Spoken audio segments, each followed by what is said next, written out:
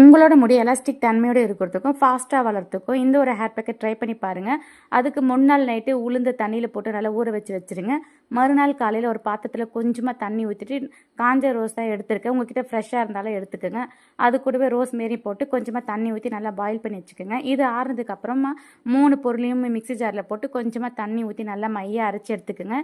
இது இப்போ துணியில் போட்டு ஃபில்ட்ரு பண்ணிடலாம். இந்த ஒரு ஹேர் பேக் நம்ம தலைக்கு யூஸ் பண்ணுறதுனால உங்களோட முடி வந்து பாதியில் கட் ஆகாமல் ஒரு முடியும் அவ்வளோ ஒரு திக்காகவும் ஷைனிங்காகவும் இருக்கும். முடி வந்து ஃபாஸ்ட்டாகவும் வளரும், கொட்டவும் கொட்டாது. இப்போ இந்த பேக் ரெடி ஆகிடுச்சு. இது நம்ம அப்ளை பண்ணும்போது நம்ம தலையில் வந்து எண்ணெய் வச்சுருக்கணும்.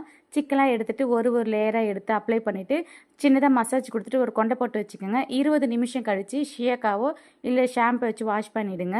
வாரத்தில் 2 ஹேர் பேக்குன்னு சொல்லிட்டு 3 மாதத்துக்கு ட்ரை பண்ணி பாருங்கள். முடி நல்லா அவ்வளோ ஒரு ஃபாஸ்ட்டாகவும் வளரும், திக்காகவும் இருக்கும்.